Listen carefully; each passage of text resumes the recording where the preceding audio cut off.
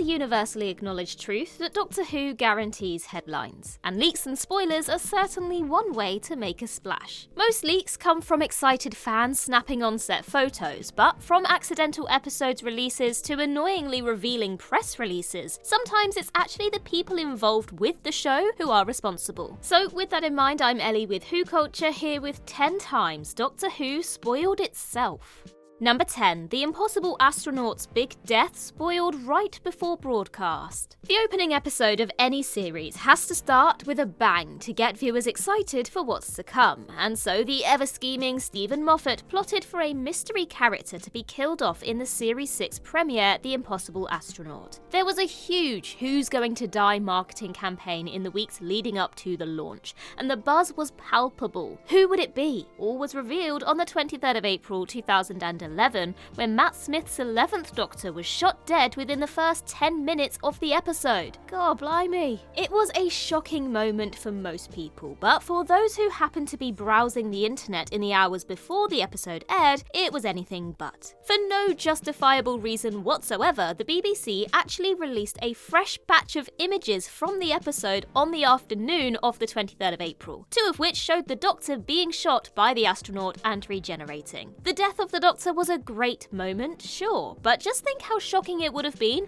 if none of us had actually known it was coming. Spoilers, sweetie, indeed. Number 9. The Witchfinders leaks early. One of the highlights of Jodie Whittaker's era is The Witchfinders by Joy Wilkinson. It's a classic Doctor Who historical that is one of the few stories to touch on the fact that the Doctor is now a woman. Oh, and it was also released early. Due to an error in updating Doctor Who Series 11 on Amazon Prime, users could watch The Witchfinders a few days early, but there was a price to pay. That price being that the week's actual episode, Kablam, wasn't available to watch. However, the subtitles still existed and ran alongside The Witchfinders when users selected closed captioning, leading to a very confusing situation for all concerned. The error was swiftly rectified after fans bragged about watching The Witchfinders 3 days early on Twitter. The BBC quickly removed the episode and launched an investigation which presumably led to a poor staff member receiving a slapped wrist. Number 8. Peter Davison accidentally discovers his replacement. The casting of a new Doctor is something that's always shrouded in secrecy until the moment's right, or until the bookmakers mysteriously slash the odds on bets for Jodie Whittaker or Peter Capaldi. The departing Doctor is usually among the first people to find out, with Jodie Whittaker learning about Ncuti Gatwa just before his casting announcement was made public in May 2022. This is also true in the classic era, albeit by accident. Producer John Nathan Turner was preparing for the departure of Peter Davison as the 5th Doctor, and he was interested in Colin Baker following his previous appearance in Arc of Infinity and had met the actor on several occasions since. So the two men had a series of meetings about the direction Colin Baker wanted to take the Doctor. After one such meeting, Baker and John Nathan Turner stopped at the Bush Hotel for a drink, and it was here where they bumped into none other than Peter Davison. Naturally, this made the next day's filming on Warriors of the Deep pretty darn awkward. Davison told John Nathan Turner that he'd guessed Colin Baker would be replacing him because Nathan Turner hated the Bush Hotel, so why else would he be there? And also because of Colin's departing words when he left the set of Arc of Infinity. Remember, the name's Baker. Number 7. Series 2 finale trailer spoils the Daleks' return. Fans had been promised a spectacular extravaganza with one of the Doctor's oldest enemies, the Cybermen, in the Series 2 finale trailer attached to the end of Fear Her, which would have been epic enough all by itself. By the time Army of Ghosts and Doomsday rolled around, the threat escalated when it was revealed that the Daleks would also be joining the party, with the Cult of Skaro making an unannounced return during the climactic moments of Army of Ghosts. It's one of the greatest Doctor Who plot twists ever, a true jaw-dropper of a reveal that absolutely nobody saw coming. Well, actually, if you'd watched that finale trailer a bit more closely, then you probably did see it coming. 2 fleeting shots featured laser fire, along with an innocent civilian being exterminated. The fact that said laser fire was coming from the sky suggested it wasn't of cyber origin, and the skeletal effect used for the civilian's death was a massive giveaway too. The reveal of the Cult of Skaro was still pretty pulse-racing, but it was dampened somewhat by the needless inclusion of these 2 shots in the trailer. I mean,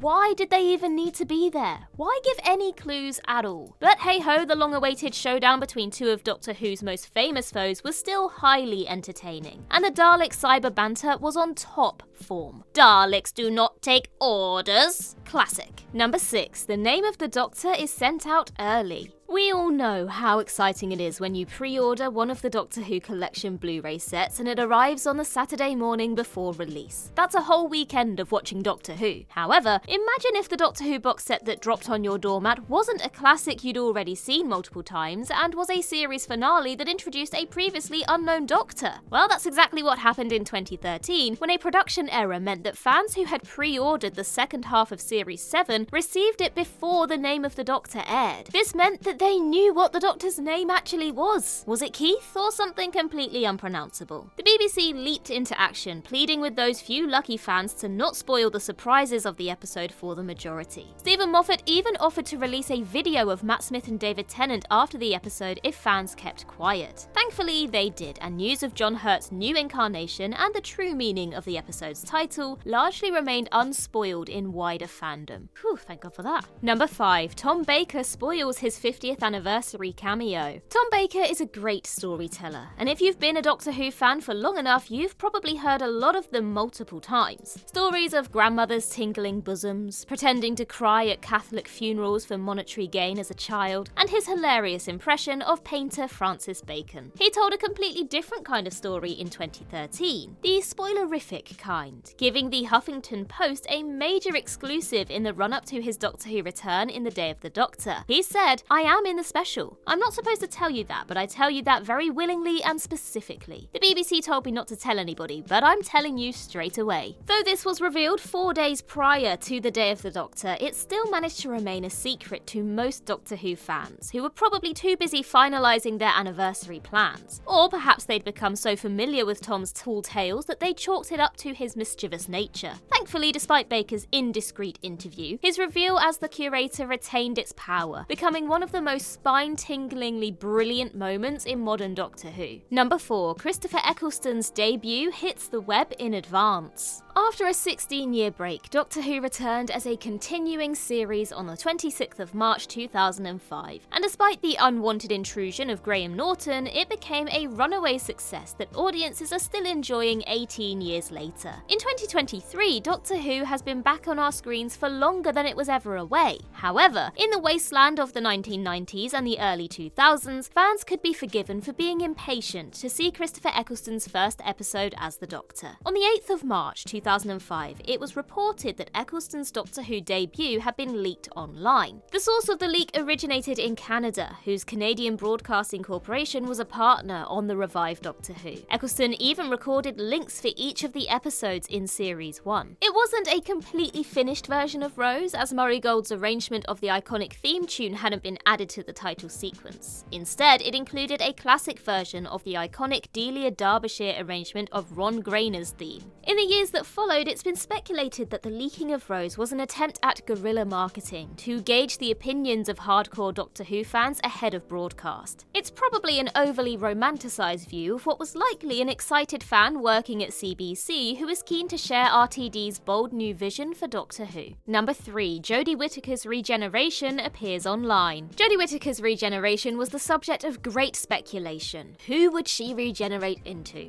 David Tennant or Ncuti Gatwa? The answer to that question thankfully remained a secret until the closing moments of The Power of the Doctor, when the 14th Doctor found himself in the body of the 10th. However, a low-res image of the regeneration itself accidentally went up on iTunes, presumably due to an accidental early upload or a pesky automated screen grab. The image showed the 13th Doctor atop a cliff, regenerating. While it wasn't a massive spoiler, it did give an indication of the different direction the team went in for Jodie Whittaker's final moments. Firstly, the Doctor had finally remembered to regenerate while the TARDIS isn't in flight, which vastly reduced the risk of the ship crash landing in a random year. And secondly, it's quite a dramatic and poetic image that a low-res screen grab doesn't do justice to. The 13th Doctor stood by her TARDIS regenerating as the sun sets is a poignant and beautiful moment. It was a small leak, and it could have been so much worse, but it risked ruining an amazing climax throwbacks to the Whittaker-Chibnall era. Number 2. Series 8 scripts and episodes leaked in error. Where on earth is Marcello Camargo? That name became legendary among Doctor Who fans in 2014, when it was emblazoned across the incomplete black and white footage of Peter Capaldi's first 2 episodes. According to the BBC, the episodes, along with the first 5 scripts of Series 8, were sent to BBC Worldwide's Latin American headquarters in Miami to be translated ahead of broadcast. Marcello Camargo was believed to be the subtitler tasked with performing that job. The footage leaked was the work print version, lacking fully rendered special effects and all in black and white. Camargo was innocent of any wrongdoing, and it was believed that BBC Worldwide's Miami server was hacked. While it soured Peter Capaldi's highly anticipated debut as the Doctor a little, the leaks were swiftly reported to the BBC by concerned fans who clearly wanted to wait to see the finished episodes as intended. In a statement at the time, the BBC said, "We'd like to thank the amazing Doctor Who fans who are continuing to keep fan sites and social media spoiler-free." Not sure what fan sites they've been visiting. Number 1. John Simm's Master return is stupidly revealed. The revelation that Razor was actually John Simm's Master hiding under a rubber mask was one of the best moments in the Series 10 finale, and one of the most mind-blowing twists in the entirety of New Who. Or at least it would have been if the BBC hadn't spoiled it 3 months earlier. For some bizarre reason, perhaps an attempt to boost ratings, the BBC actually put out a goddamn news story that spoiled Simm's return, along with an extended coming soon trailer attached to the series premiere, which also showed Sim reprising the role. Wild Enough in Time treats its Master reveal as some sort of shocking plot twist, but for most fans it was anything but. Even those who managed to avoid these early spoilers were blindsided by the Next Time trailer at the end of The Eaters of Light, which included yet another shot of Sim's Master. Just